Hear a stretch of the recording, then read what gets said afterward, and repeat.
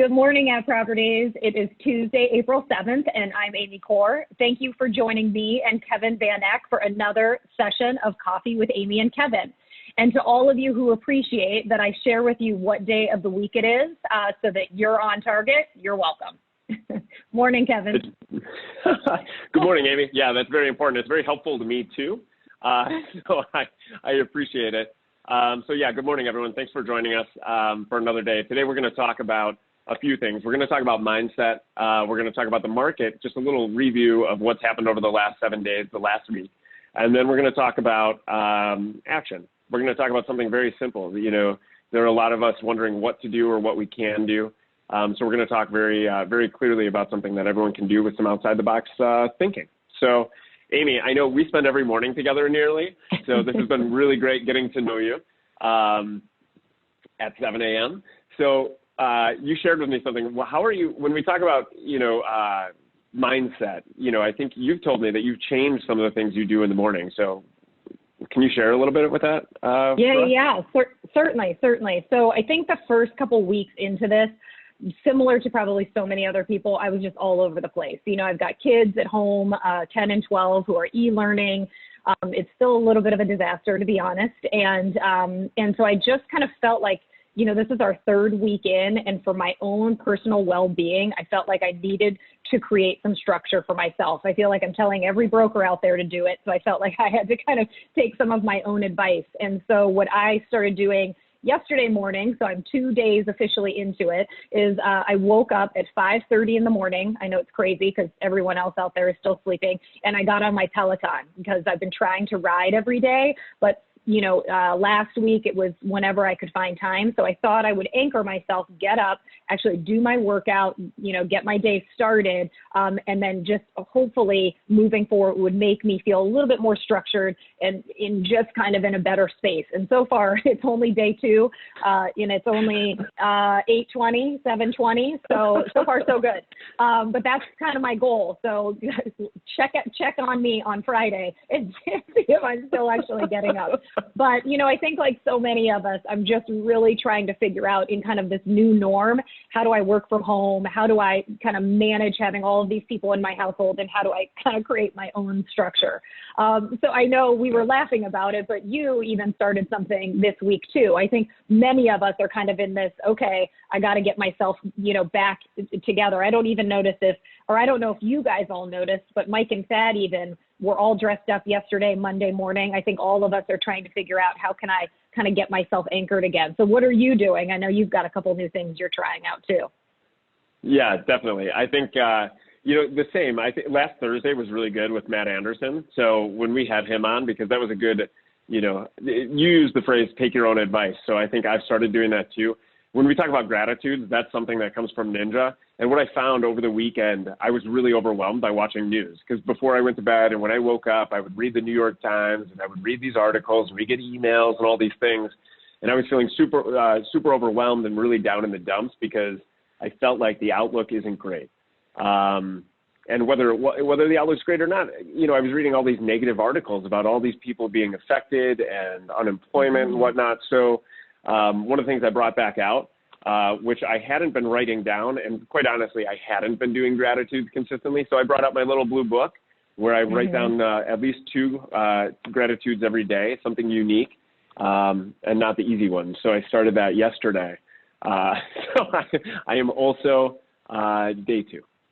Yeah, so we'll check in on both of us by Friday and see how we're doing, right?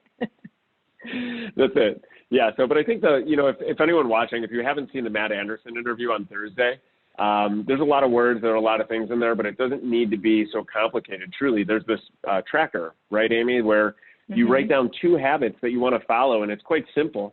I'm going to cover up mine, but you can see that I have one where I said I am starting today that I'm going to use. Because it's really simple. It's a piece of paper that sits on your desk or in front of you that you can see, and whether you did it or not. Yeah. I just think it's right now just trying to focus on doing something and creating some accountability. I think we all can use it in this environment right now. And just, I think it's also just start slow. Like, to me, I had all these great ambitions, and I just said, Amy, just start with waking up, working out, and see how you do this week. And then you can add on the next habit next week, because we're going to be in this, whether we like it or not, for a little while. So I think we're all just trying to adjust. And, I think it's kind of fun for us to sort of share what we're trying to figure out too. Yeah, that's right. So there are, if we move to the market now, there's still a lot of things happening. Of course, we know not as much as there typically would be during an April any other year, but there are still things happening. So Amy, I know we pulled some stats, and I know the stats don't apply to everyone, but it's indicative of what is happening out there. So what did you end up pulling? Yeah, so I looked at New Trier, which is the market, that I manage, the Winnetka office. So that's what I look at most closely with a lot of my brokers. And what I've actually been encouraging everybody to do is to pull the hot sheet either every Sunday night or Monday morning and just see how the previous week was, and just start looking at how they're comparing week over week. And here's what we also have to realize is that this spring market is not going to be as great as last spring market. Hate to tell you guys, but that's the real truth. And we also recognize that, the market is probably down in comparison to last year. But, what we have to really focus on is not so much that the market is different than last year and maybe the numbers are down, but what is happening. And what we're seeing in New Trier is, we had another set of 13 homes go under contract over the past 7 days. That's the same number as we saw in the previous week. We saw 28 homes close this past week, and we've got 8 new listings coming to market. So I think what's so important and what I like to focus on with my agents is that things are happening. The market is moving, things are coming on, things are going under contract, and things are closing. That is what has to happen in every market. The size or the volume may not be what we're looking for, but movement is still happening. And I just think that we have to focus on sharing that information with people that we know. I was on a Zoom call with a small group of agents. We're doing accountability meetings. And one of the agents shared with me that she was on the phone with just a friend of hers. And her friend said, God, you guys must be really dying right now. I bet nothing's going on in real estate. And my agent actually was able to say, actually, there's a lot of stuff happening. We're an essential business. So we're actually still able to work, and we're finding that there are buyers that are still needing to find homes. We're seeing a lot of people who are starting to look from the city a little bit sooner than expected, all kind of because of what's been happening. So we have to understand that the consumer might have a totally different mindset of what's happening in real estate. So it's still our responsibility to be tracking the market, look at what's happening, find out what the news is. It doesn't have to be perfect, but there is good information to share. And so that's what I've been really guiding, my agents, to talk about. And I know you and I this morning were just even talking about the city, and similar to New Trier and a lot of these markets, the city's got movement too. Yeah, exactly. And of course, the city is a bigger, massive area. But in the city alone, in the last 7 days, 563 properties have gone under contract. So that's a huge amount. Now, clearly, not like it was last April or any previous April, but things are still moving. So to Amy's point, there's still business out there. Things are still moving, and it gives you an opportunity to communicate. So one thing, Amy, I know we have marketing is putting together Instagram posts that show what's happening in each one of the regions and each one of the markets. So we'll have those shortly, and you'll see them in Content Hub. But it is important to share this because everyone's wondering, right? They see for sale signs in their neighborhood when they're out walking alone 6 feet from anyone else. And, they see the sign. They wonder what's happening if things are moving, and they are. So in terms of what you think is going to happen in the future, Amy, I know we were talking a little bit about it, and maybe Thad touched on it too yesterday and last week. But looking to the future, what's going to happen with those that aren't buying or selling right now? Yeah, so I think we're looking at a couple of different people, right? I think we do have a pocket of people that right now have to transact. I was talking to an agent who is working with a client right now who's due with a baby in May, and they want to be in a house.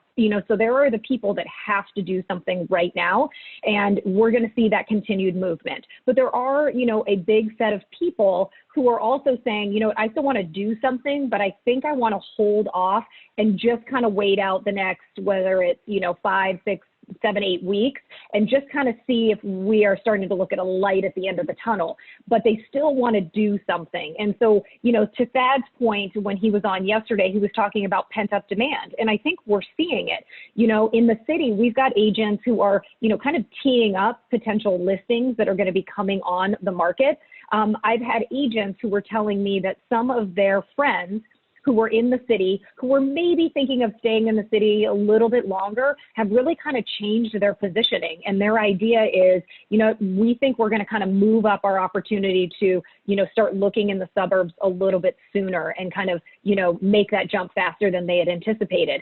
I do think that, I don't know if it's going to be post-traumatic syndrome that we're going to be seeing from people, but I do think what's happening to us right now is going to adjust the way that people look at home and, what's important to them. And so I think we're going to start seeing that, natural shift. And I'm starting to hear from agents that they're having those conversations. So what I think is critical or, is so great for us is, and I say to a lot of my agents, is that we have the largest market share in the city. So the way that I look at that is that we're going to be the ones that are selling and moving those people from the city into the suburbs. And we also have the largest market share in the suburbs. So when you really look at it, both of those markets should be connecting with one another. So if I were an agent who had any buyer who might have a potential need, I'd be posting it on the app because there might be an agent who has a listing that they're working on right now that isn't in the PLN, that they haven't completely teed up. But if they suddenly look on the app and are able to say to their seller, listen, there's 2 people that just posted that they've got buyers and your property could be a great fit. We could start matchmaking right now and, create some additional momentum and movement in the market, but also just for all of our agents. So, I do think that that is going to happen. And I do think we're going to see what would have been a great spring market. I think we're going to see this push into the summer and the fall. So I don't think that the market is gone. I just think that, some of what we would have seen is really just being delayed right now. Yeah, I would agree. I'm hearing the same thing. If we go out west down the train line, if we look into Western Springs and Hinsdale and the communities out there, hearing the same thing about people, kind of itching to get out. And your point about this refocus on home, as you said, whether it's PTSD with being, trapped with a spouse and kids in one house for so long, or the other thing I was thinking about too is, I think with all the Zoom, with all the remote working that's going on, I think it's going to change the landscape of employment. I think it's going to change the landscape of productivity. And I think what's going to happen is some companies are going to realize that people working remotely is effective and people can still be productive. So what does that mean? I don't know if you've seen any of the posts on Facebook or social media or anything, but people are working from their bedrooms, on their bed, doing business Zoom calls, or in the background, you can see their dresser. I think what's going to happen is if people can work remotely, they're going to want a space in which they can work remotely. So that drives, people with a 1-bed or a 2-bed, maybe they get a 2-bed with a den. If they have a house that doesn't have a separate, a single family home that doesn't have a separate office, maybe now they get that. So I think it's going to change it both from a, familial living standpoint and from an employment standpoint, in terms of what they need in their home. So I think if we had talked a little bit about your prediction moving forward, we talked about activity and what's going on now, but what about the agents? What if agents don't have business now? What are they, and we're looking to the future. We're looking to, okay, when the pent-up demand is when we can actually move forward out of this. What are you hearing? What are you talking with agents about? When we talk about what can they do now, what's the scoop? Yeah, well, it's interesting because I feel like, and I think we talked about this last week, I feel like there's a couple of buckets of agents right now. I think there's some people who are kind of frozen, maybe to be honest, and I totally get it, are kind of overwhelmed with being at home, especially if you do have, this crazy routine of trying to navigate a couple of kids through e-learning, or even if you've got little kids before they're even in school, just being around them all day. It's tough to create some structure, and I think what you have to try and figure out is how, even if I carve out 2 hours a day, and that's all I can do, that's something. Just try to set a goal, I think, for yourself to focus, because I think that's the hardest thing. But I think we've got a couple of brokers, people who are struggling to do something. people who are kind of in between doing some stuff. And then I've got to be honest, I've got brokers who are totally full throttle, who see this as a huge opportunity to, gain traction in their pipeline and be even more effective coming out of this. So I think for all of you guys sitting out there, I think you kind of have to ask yourself, like, what do I want out of this opportunity right now? And I think part of it is connecting with people at home. That's great. Baking your eyeballs out. That's awesome too. But, really when you come out of this, are you going to want to feel like you've got some momentum? Then you've got to do something.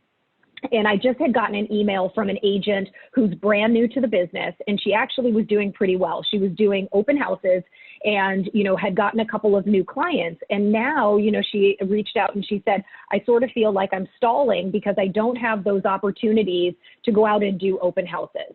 And so what I, I'm encouraging everybody to do is recognize that you're in a new reality.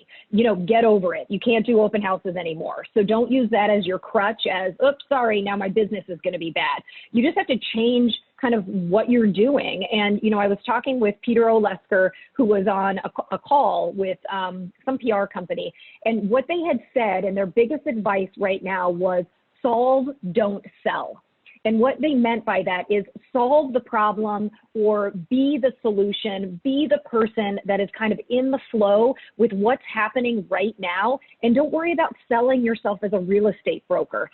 I am, really feel like if you just focus on the people right now and your community and your network on Facebook, on Instagram, if you really just focus on all of them and you're in the flow with them, I really believe the business is going to come. And so I think it's just a matter of, recognizing that, but also do something, be intentional in your day, whether you decide, I'm going to post something about real estate once a day, and then I'm going to post something about my community once a day. Those are two things that you're throwing into the universe. And I'm a huge believer that if you throw something out into the universe, it has to react. But if you don't throw anything out, it has nothing to react to. So, I think that my big message is, do something, because the opportunity, you may not get somebody today that says, hey, listen, we're thinking about listing our home. But if you're the person that is in the flow with them on Facebook and reaching out and sharing with them that, the real estate market is still operating and things are happening, but you're also connecting with them in a really authentic way, then later on down the road, when it's time for real estate, they're going to remember, sort of that you were that, conduit or connector, keeping them connected with what was happening in real estate. Yeah, I think that's great. I thought of a couple things while you were talking there, because the way, Ninja teaches is it's the same way. The program Ninja is called Ninja Selling, but it's actually not about selling. It's all about attracting. And that's what they say. If you do the actions, the business will come. And the way I'm looking at this now, last night, I don't know if it was an epiphany or what, and we talked about it a little bit earlier, was I actually view this as a little bit of a more dramatic, extended holiday season. Mm-hmm. And what I want to relate it to is what happens, if you go into October through December and we don't do anything. What if we don't connect with anybody? We hibernate from October to December. What does our spring market look like? Odds are it's going to look pretty slow. So it's the same now. There may not be a lot of business in the fall, October through December. You may not have listings. You may not have buyers, but everything you do during that time period drives what happens in January, February, March, and April. And so that's the way we have to look at it. There's a virus, there is danger, there is risk out there. But right now, connecting, to your point, I think is really important. And the thinking outside of the box, right? Because a lot of times we can say, write cards, make a call, ask them how they're doing. That's great. But we've had a lot of stories, and even personally, some things that that have been outside the box to connect with people. And to your point, connect with community that doesn't revolve around business. Well, share your story about your photos. I mean, we were just talking about that this morning, but I think that was such a great way to authentically connect with all of your old college friends, right? Yeah, it was kind of crazy. So share your story. Thanks for tossing it out. I was a big photography nerd, I guess, all the way through, high school, through college and beyond. And so everyone used to get really angry with me because I was taking photos all the time. But now I have these boxes of thousands and thousands of photos that I've never shared, that people have never seen. And so this past Sunday, without thinking about it, I was like, this would be really cool to post now. Everyone's in. I haven't talked with these people in a long time. And it ends up, I haven't looked, I think there's like 45 people tagged in there. And the comments and the interaction between people that haven't connected since a long time ago is pretty impactful. And now what's interesting, I didn't even think about it until Amy and I were talking, but they invited, to have a Zoom meeting. So now we have a bunch of people getting together that haven't communicated. Clearly, I don't work with, clients any longer, but if I was, this would be an enormous opportunity to reconnect and be that attractive person, Yeah. Yeah. I mean, it's, Zoom is, the new way to connect now. I mean, I, on Friday, did a Zoom happy hour with a bunch of my girlfriends. And, usually it takes us months to get together, but it was a quick 45 minutes. We all had our glass of wine, and it was just such a great way to connect with people.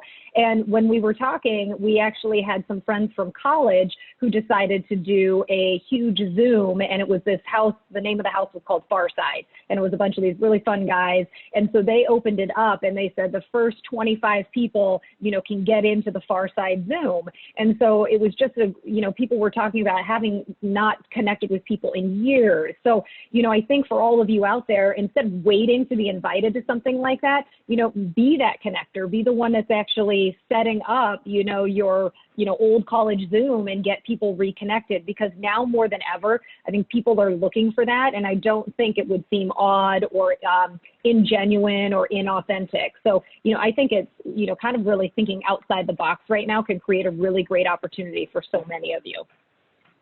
Yeah, it's what you said, because think about it, take advantage of and I hate using the word advantage, but take the opportunity now. Think about, 3 months ago, if you invited 25 people to a Zoom meeting, probably kind of weird, if you haven't seen them in 20. It's like when you see someone is FaceTiming you on your phone unannounced. It's pretty cool. How many of you pick up when that happens? Probably not many. So I think, take the opportunity with the situation to reconnect, like you said, over Zoom. So I know you've also heard of some interesting other things that agents are doing, as have I. Anything else you want to share about that? Well, I loved the one, on our cheat sheet here, but you were talking about Rita, who, one of our agents in the city, went on to, I think, Amazon and found these $5 to $7 gifts that she was sending out to all of her clients, and they were puzzles. To basically send to all of these parents who are looking for things to do while, we're shelter in place. So it's just even coming up with little things. It doesn't need to cost you a ton to reach out, but just, thinking outside the box. And, I know that Rita had just such a great amount of feedback from that. And people were so appreciative that she, took the time, figured out some sort of cool gift, didn't cost a lot of money, got it to their house. And now, she's a lifesaver because it gives them hopefully at least 30 minutes of their, kids focusing on a puzzle. So, it's just be solution oriented. Think about what people are needing right now. And again, I just am such a big believer of focus on their needs, what they're craving, what they're, the connectivity that they want, the relatability that they need right now, the compassion. There's a lot of people going through some scary stuff right now. And I just think if you really focus on that, I think the sales will follow. I just am such a big believer of that. I always led my business heart first, and I always focused on how can I help somebody else? When they're in a certain situation, what can I do to make it easier for them? And then what often transpires is that they're so appreciative that I just sort of reached out and was focusing on them and their needs. They usually tend to want to reciprocate at some point in time. And so they would always come back and say, how could I help you? And, it's just as easy to say, listen, if you know anybody who's thinking of buying or selling, I'd love the opportunity to help them. And then it's way more authentic. It doesn't feel staged or, stiff. And, they authentically really want to help you. So, don't worry about the sales side of it. It's really going to come. Just stay connected with people and come up with some cool, fun and different ideas. Like, Mike and Thad just created their fun playlist. Why don't you create a playlist and then share it with, all of your friends? Or why don't you do a TikTok? My daughter Molly's supposed to teach me a new dance. I think she wants me to do a TikTok with her. And then why don't you tag people and pass it on and do a TikTok challenge? There's so many fun things. You can get super creative. So I would say just try to have fun with it, be authentic. And I just really think the success will follow. Yeah, I would agree. I hope you're committing to sending us the TikTok when you record it, so we can all see it. I'm going to try. Awesome. I think one other thing I just thought of as you were talking, because I was thinking about it the other day. I have a favorite restaurant in Chicago for fried chicken, which is super healthy. But it truly is. There are a lot of these chicken places, and this place is my favorite. It's called Crazy Bird Chicken. It's on Grand. But one thought that went through my mind over the weekend was, I hope they don't close, because that would be the saddest thing in fried chicken in Chicago. So I hope, one of the things I was thinking, I'm going to post it on Facebook, because if I can give them some promotion and help them not close, that's something. But it also, it's your point. It's part of the community. It's sharing something that's open, something you enjoy and something you like. And I'm not doing that to get business or, again, I don't sell. Amy doesn't sell. But this is, something we're doing community in our community. So take opportunities like that. Think outside the box. One thing I want to say, before we end is really something that we say all the time. And we find ourselves saying, whether it's about working out, whether it's about financials, and it's always saying, we set this barrier where we say, okay, once this happens, I will do this. Mm-hmm. So for example, once it's warm outside, I'll go running. Once I get my first, $15,000 commission check, I'll pay off my debt. Once this happens, I'll do this. But the problem is that's just, I don't know if it's procrastinating or what it is, but it's pushing off your own success. It's pushing off my own success when I say that or do those things. So, Amy, I think that with that, now is the time, like you start now. And if you haven't focused on relationships in the past, it's time to live the cliche. Because we can all say, if you ask anyone in real estate, what's the number one key to success in real estate? Everyone will say relationships. But how much time do we actually spend on relationships, even though we know that's the number one driver? Mm-hmm. So I think this and is, the one thing that I look talking, at, and sorry, just to interrupt, but the one thing that I always say, and I kind of laugh at, is I always think, what would Thad do? Right? I truly think that a lot of times. So, whoever it is that you see as kind of that forward driving person, even if you say, what would Kevin do? Or what would Thad do? Sometimes you got to get out of your own way and be able to, focus on, aspirationally pushing yourself past by, kind of setting your goal on, looking at what somebody else might accomplish. Yeah. So thanks, Amy. This was great. To everyone out there watching, if you could send us your success stories. The only reason we know about what Rita Cairns did, and just a note on that, she sent out, I think there were 70 of these that she sent out. She said she got the biggest reaction out of anything she has sent ever. So if you have a success story like that, send it to Amy and I, because we want to see that. We want to be able to share it so we can all grow together. So thanks for joining us. Have a great day, Amy. I'll see you soon. Thanks, guys. Happy Tuesday. I'll see you tomorrow.